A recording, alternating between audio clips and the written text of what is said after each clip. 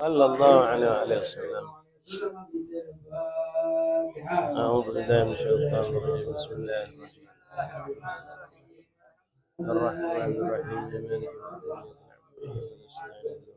جميع صراط الذين أنعمت عليهم صراط الذين أنعمت عليهم غير المغضوب عليهم ولا الضالين آمين. الله لا إله إلا هو لا تأخذه سنة ولا نوم له ما في السماوات وما في الأرض. من ذا الذي يشفع عنده إلا بإذنه يعلم ما بين أيديهم وما خلفهم ولا يحيطون بشيء من علمه إلا بما شاء وسع كرسيه السماوات والأرض ولا يؤوده حفظهما وهو العلي العظيم. بسم الله الرحمن الرحيم.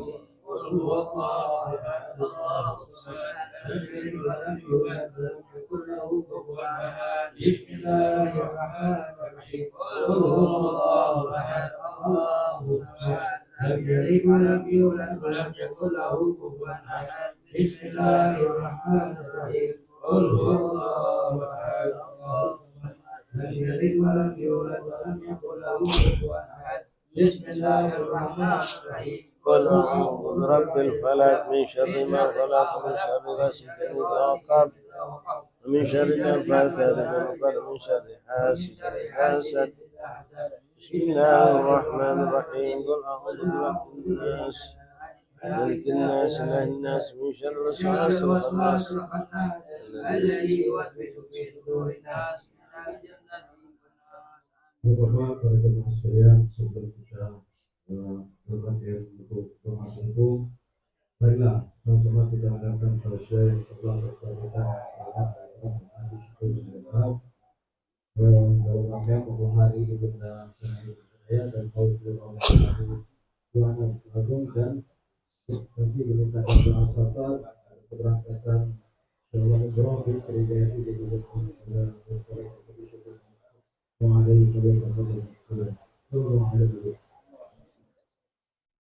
بسم الله الرحمن الرحيم.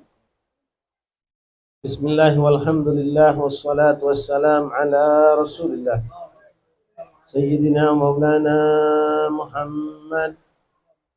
افتح باب رحمة الله عدد ما في علم الله صلاة وسلاما دائمين بدوام ملك الله وعلى آله وصحبه ومن والاه. رب اشرح لي صدري ويسر لي أمري واحلل عقدة من لساني يفقهوا قولي. ربي زدنا علما ويقينا وارزقنا فهما. اللهم ارزقنا فهم النبيين وحفظ المرسلين وإلهامك إلهام الملائكة المقربين. Ma'asyiral hadirin, Bapak, Ibu, saudara, saudariku, jamaah majelis takziah, majelis mengenang 40 hari atas kewafatan orang tua kita Sana'i binti Sakaya rahimani rahimakumullah. Assalamualaikum warahmatullahi wabarakatuh. Alhamdulillah, thumma alhamdulillah, thumma alhamdulillah, lakal hamdu syukra, alhamdulillah ala kulli hal. Dalam keadaan apapun, dimanapun, bagaimanapun kita ditetapkan Allah, kita selalu dituntut untuk bersyukur kepada Allah. Mengucapkan lafaz alhamdulillah atas segala nikmat yang Allah berikan. Termasuklah mungkin musibah atau suatu yang sifatnya memberatkan kita pun tetap dituntut atau diminta untuk bersyukur atas nikmat Allah. Ikhwan rahimakumullah, kita yang saat ini mengalami hujan, Pak. Kita kerepotan menghadapi hujan, kena tetesan. Yang duduk tak bisa tegak tak bisa duduk, bingung, Pak. Kita ngerasa ini suatu cobaan. Tapi kalau kita menoleh ke arah ujung Sumatera sana, Pak, atau di luar kota Palembang, apa yang kita rasakan saat ini cuma kebasahan, tak kati apa-apanya dibandingkan musibah yang dialami oleh saudara kita yang ada di Aceh, di Sumatera Barat, Sumatera Utara, di Tapanuli, di bermacam tempat di Jawa. Itu jauh di atasnya dalam kenikmatan yang luar biasa, Pak. Kita cuma kehujanan dikit tapi duduk masih nyaman. Tidak ada rasa ketakutan yang mengguncang, tidak ada kepiluan kesedihan yang tajam. Namun saudara kita mengalami bermacam-macam cobaan. Namun seorang mukmin muslim atas segala bentuk cobaan yang didatangkan Allah kepadanya, hendaklah bersabar dan bersabar, ikhlas, ridha, menerima atas apa yang didatangkan Allah kepada kita. Bapak hadirin rahimakumullah, terkhusus kepada keluarga besar almarhumah. Malam hari ini kita dikumpulkan dalam rangka acara mengenang 40 hari daripada orang tua kita yang wafat. Di depan kami ada kertas Bapak yang menuliskan tentang maksud tujuan acara kita kumpul malam hari ini. Tertulis di situ 40 hari, mengenang 40 hari ibunda kami Sana'ah binti Sakaya. Di bawah tulisan ini tertulis juga rangkaian acara kumpul kita malam hari ini juga untuk mendoakan almarhum Duana Adung bin Abdul Fattah yang sudah meninggal 10 tahun yang lalu. Bu Bapak hadirin rahimakumullah, berkumpul dalam rangka tahlilan nigo, lalu nuju, sekarang 40, mungkin kaget nyatus. Selesai nyatus kita nanti datang bulan Sya'ban, sedekah ruah. Kadang kita nunggu momen setahun, kita setahun, dan sekarang ada di sini 10 tahun mengenang. Bu Bapak hadirin rahimakumullah, Rasul berkata, kafa bil mautil wa'idhah, cukuplah kematian seorang di antara kita adalah nasihat buat yang masih hidup. Yang perlu kita resapi, kita renungkan pada malam hari ini, wahai keluarga besar almarhum almarhumah, bukan hanya menghitung 7 atau 40 atau 100, tapi adanya kehidupan di alam baqa. Adanya kehidupan yang mana hari ini katakanlah almarhumah Sana'ah binti Sakaya ini Pak mengalami sudah 40 hari di alam kubur.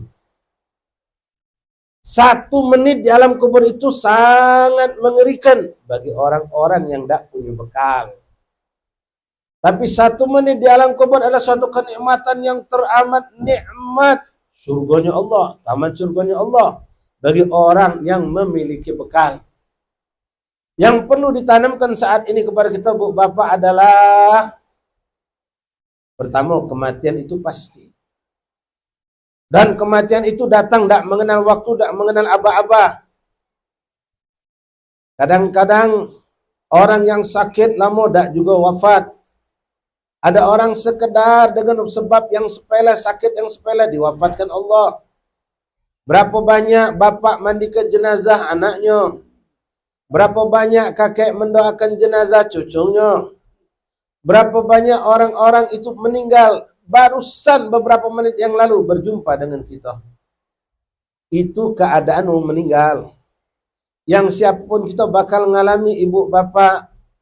Cuma kita berharap, ya Allah mudah-mudahan meninggal dengan sebaik-baik keadaan.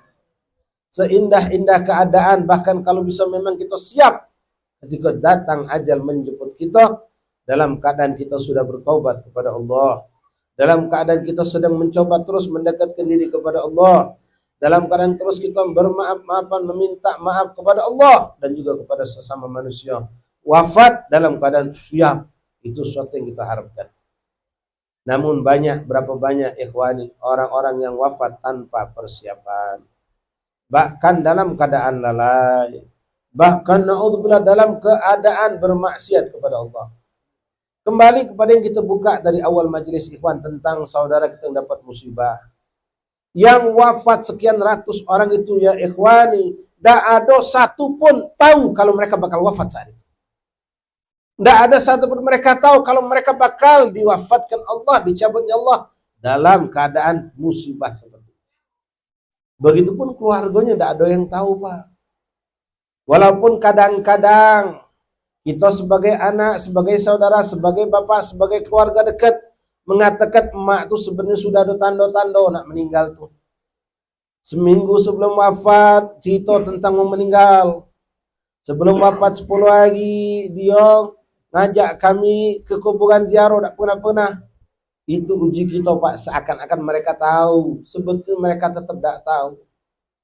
Kalau mereka benar-benar tahu kapan mereka akan diwafatkan Allah, mereka tidak akan lagi memberikan kesempatan dirinya untuk menyentuh urusan dunia.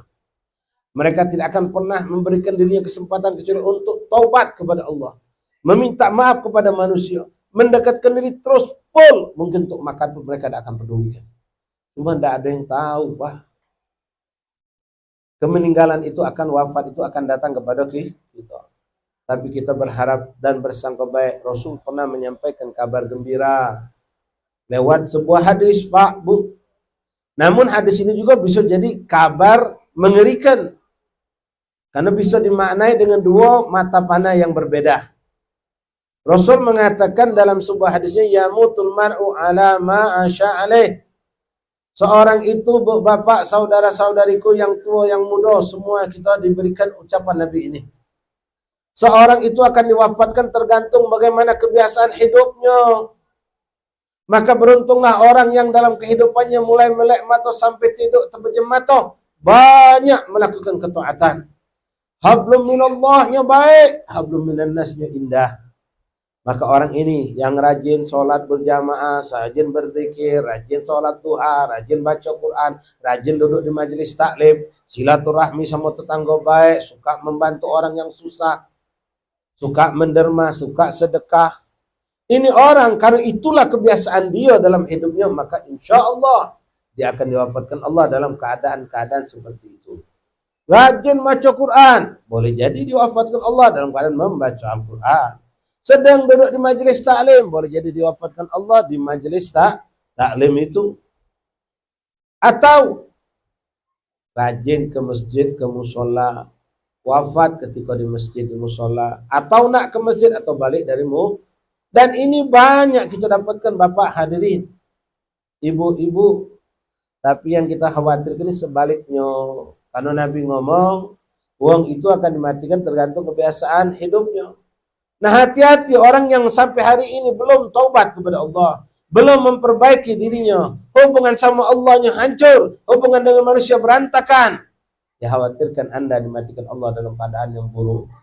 Masih hobi ninggal ke sholat, masih suka mabok-mabokan, masih suka menggunakan narkoba, masih hobi berjudi, masih hobi buka aurat, bahkan na'udzubillah berzina, melakukan hal-hal yang dilaknat dikutuk Allah. Tangannya kotor, mulutnya kotor, uang diganggunya dengan licapannya, dengan tangannya, dengan segala hal yang dia seharusnya menjadikan untuk taat kepada Allah, tapi digunakan untuk mengganggu orang lain.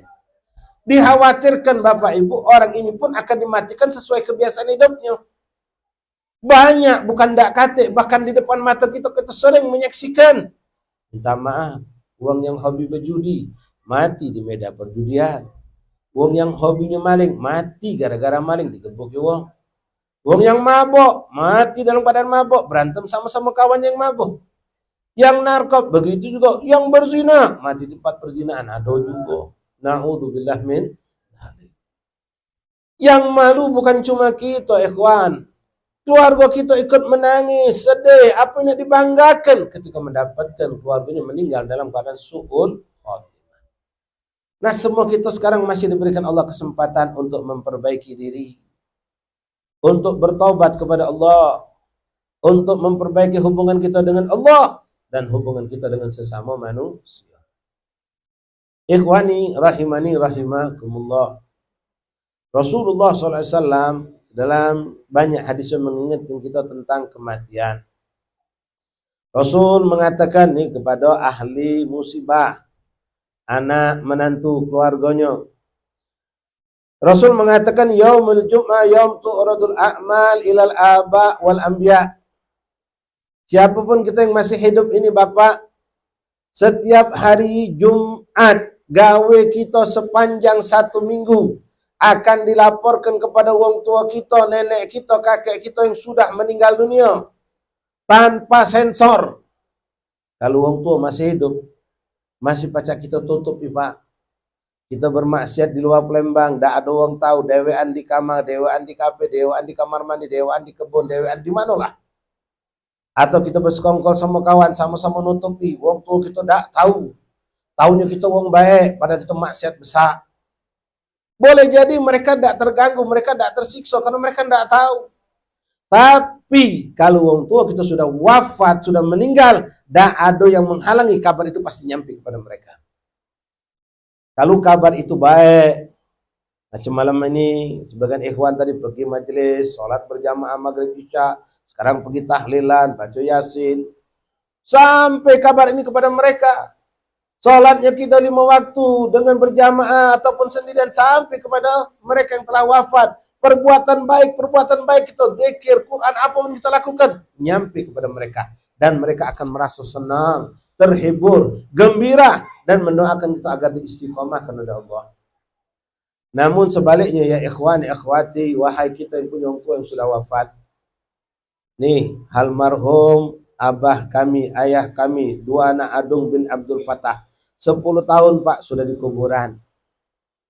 Beliau menikmati baik buruk apa yang beliau lakukan semasa hidup. Tapi beliau pun menikmati, termasuk almarhumah yang kita kubur malam ini, baik buruk gawe wong yang hidup di pucuk bumi. Gawe buruk wong yang ada di pucuk bumi ini. Maka Rasul mengatakan dalam sebuah hadis, laulal ahya lahalakatil amwat. Kalau bukan berkat wong yang hidup di pucuk bumi, kebanyakan mayit itu celaka binasa. Karena mereka tidak punya amal soleh, tidak punya bekal amal yang bisa menjadikan taman surga kuburannya. Tapi berkat punya anak yang soleh, punya menantu yang soleh, punya cucu yang soleh, soleha, sering ibadah, berzikir, mendoakan, ngirim pahala, kabar yang baik-baik nyampe mereka, maka mereka selamat dan merasakan kenikmatan. Tapi sebaliknya ya ikhwani wa ya nafsi wa ya ikhwati, kalau kita begawe buruk, bermaksiat, menentang Allah, berbuat buruk, berbuat jahat terhadap tetangga, jiran dan manusia, maka gawe buruk tadi tidak bisa kita tutupi walaupun kita berada di ujung dunia, akan disampaikan Allah kepada orang tua kita yang sudah wafat. Hancur hati mereka, menangis mereka Pak. Maka dari itu sampai Rasul mengatakan, mengingatkan dalam ujung hadis ini, Allah fala tu'udhu mautakum, kata Rasulullah. Hei, jangan kamu sakiti wong yang sudah meninggal itu, kata Rasulullah. Dengan apa? Dengan gawe buruk kita, bermaksiat kepada Allah, berbuat zalim kepada makhluk Allah. Itu kabar nyampe kepada mereka. Menangis wong tua kita dalam kuburan Pak. Tersiksa, terpukul mereka mendapatkan anak-anaknya bermaksiat kepada Allah. Dan di antara hal yang paling menyenangkan hati mereka Bapak Ibu Saudara, bagi orang yang sudah meninggal adalah ketika kabar nyampe kepada mereka kalau anak keturunan dalam keadaan adem, tentrem, saling jaga, saling kasih, saling melindungi. Bukan sebaliknya. Perkara yang paling menyakitkan, paling membuat sedih orang tua yang sudah wafat ketika mendapat kabar kalau anak keturunan yang ditinggal hidup dalam bercekcokan, dalam berantem, dalam bermusuhan. Apalagi na'udzubillah kalau seandainya bermusuhan, kecekcokan tersebut disebabkan harta yang mereka tinggalkan. Sampai kata Nabi, wong yang meninggal itu berkata, oh cobalah aku meninggal, tak meninggalkan harta. Karena apa? Gara-gara harta anaknya bermusuh-musuhan. Putus silaturrahim, saling memfitnah, saling sikut, saling injak. Na'udzubillah min dzalik. Bu, Bapak rahimakumullah, mari pertama kita jadikan kita yang tentu memiliki orang tua sudah wafat. Walaupun maaf Bapak, minta maaf bukan nasihati. Bapak yang sudah umur tembus 60-70 tahun, orang tua kita sudah wafat. Gawe baik baru kita tetap nyampe juga kepada mereka. Apalagi kita yang muda-muda ini, gawe kita macam-macam akan sampai kepada mereka. Mari perbaiki. Jadikan motivasi kita untuk menjadi orang soleh. Di antaranya agar kita tidak menyakiti hati mereka. Mereka yang di dalam kubur. Untuk menyenangkan hati mereka, menggembirakan mereka. Dan terus berdoa semoga insyaAllah kuburan orang tua kita, terutama almarhum dan almarhumah yang menjadi sebab kubur malam hari ini, Allah jadikan raudhah min riyadil jinan. Dan Allah tidak jadikan khufran min khufratin niran. Allah berikan sisa hidup kita dalam keadaan taubat kepada Allah, dalam keadaan taat kepada Allah, dalam keadaan istiqamah mendekati kepada Allah, dijauhkan dari segala kemaksiatan dan segala keburukan. Dan insyaallah kita semua yang hadir ataupun yang tidak hadir di tempat ini, setelah dipanjangkan umur dalam sehat walafiat dalam taat kepada Allah, telah diwafatkan dalam keadaan husnul khatimah, mengucapkan kalimat tauhid la ilaha illallah Muhammadur Rasulullah SAW. Mungkin ini saja Bapak ahli bisa kami sampaikan. Dengan juga kondisi kita di luar mungkin kurang nyaman, insyaallah sedikit mendatangkan keberkahan. Amin ya rabbal alamin. Mari kita baca dulu Fatihah untuk keselamatan, kemudahan, keberkahan susun. Fitri Jayanti binti Jema'in dan semua rombongan yang bersama beliau dan semua keluarga kita yang dalam perjalanan malam ini. Banyak rekan-rekan kita pergi ke Jakarta untuk menghadiri reuni 212. Kita doakan mereka. Kita punya juga rekan-rekan yang kemarin kumpul Pak di Mata Baik Lampung dalam perjalanan sebagai kita doakan selamat, dan semua kita terkhusus untuk mereka yang ada di tempat-tempat musibah. Mudah-mudahan Allah angkat beban hidup mereka, Allah datangkan kemudahan untuk mereka, dan khususnya untuk Fitri Jayanti bisa menjalankan ibadah umrah dengan sebaik-baiknya, bawa iman yang bertambah, bawa kesolehan yang bertambah, dan kita semua insya Allah menyusul untuk juga melaksanakan ibadah umrah. Dan yang belum haji mudah-mudahan diberikan Allah kesempatan untuk ibadah haji ala dini salihah jalibatan kulli khairin fi kulli syahr wa ila hadratin nabi. Fatihah. Iyyaka na'budu wa iyyaka nasta'in ihdinas siratal mustaqim siratal ladzina an'amta 'alaihim ghairil maghdubi 'alaihim waladdallin. Bismillahirrahmanirrahim. Alhamdulillahirabbil alamin. Allahumma shalli wa sallim ala sayyidina Muhammad fil awwalin wal akhirin. Shalli wa sallim ala sayyidina Muhammad fil nabiyyin wal mursalin. Shalli wa sallim ala sayyidina Muhammad fi kulli waqtin wa hin. Shalli wa sallim ala sayyidina Muhammad fil mala'il a'la ila yaumiddin. Allahumma ij'alhu husayna balik. تقبل ثواب ما قرأناه من القرآن العظيم ما حللناه من لا إله إلا الله وما سبحان الله بحمده ما قلناه يا الله يا الله ما استغفرنا ما صلينا وسلمنا على نبيك محمد صلى الله عليه وسلم في هذه الليلة المباركة في هذا المجلس المبارك هدية منا واصلة ورحمة منك نازلة وبركة شاملة صدقة متقبلة نهديها ونقدم ثواب هذه القراءة إلى سيدنا وحبيبنا شفيعنا قرة عيننا سيدنا رسول الله محمد بن عبد الله صلى الله عليه وسلم وأهل البيت وأزواجه وذريته وأنصاره وأصحابه وأحبابه أجمعين. ثم إلى رسولنا محمد الله في سنة صلاة ربك مقدم أحمد بن علي العلوي سيدنا عبد الرحمن سكم جميع ساداتنا علي أبي علوي كلهم أجمعين. ثم إلى أرواح كافة علماء أهل البلد Palembang دار السلام كلهم أجمعين. ثم إلى أرواح والدينا ووالديكم وأمواتنا وأمواتكم أموات المسلمين أجمعين. ثم إلى خصوصا المرحوم دوانا أدونغ بن عبد الفتاح والمرحومة سنائي بنت سكايا الذي بسببهم اجتمعنا بسببهما. اللهم اجعله بك أوصل اللهم ثواب ذلك منا إليهم. اللهم اجعل فكاكا لهما من النار. اللهم اجعل فداء لهما من النار. اللهم اغفر لهم وارحمهم وعافهم واعف عنهم. اللهم اغفر لهم وارحمهم وعافهم واعف عنهم. اللهم تقبل أعمالهم وتجاوز عن سيئاتهم. اللهم ادخل في قبورهم روح والريحان والبشارة والآمان والبشرة والرضوان. واجعل يا ربنا قبورهم روضة من رياض الجنان ولا تجعل خفرا من خفرة النيران. بحق ربنا اغفر لنا ولإخواننا الذين سبقونا بالإيمان ولا تجعل في قلوبنا غلا للذين آمنوا ربنا إنك رؤوف رحيم. ربنا آتنا في الدنيا حسنة وفي الآخرة حسنة وقنا عذاب النار. صلى الله على سيدنا محمد النبي الأمي وآله وصحبه وسلم. الحمد لله رب العالمين. سر الفاتحة. الرحمن الرحيم مالك يوم الدين نعبد وإياك نستعين صراط الذين أنعمت عليهم غير المغضوب عليهم.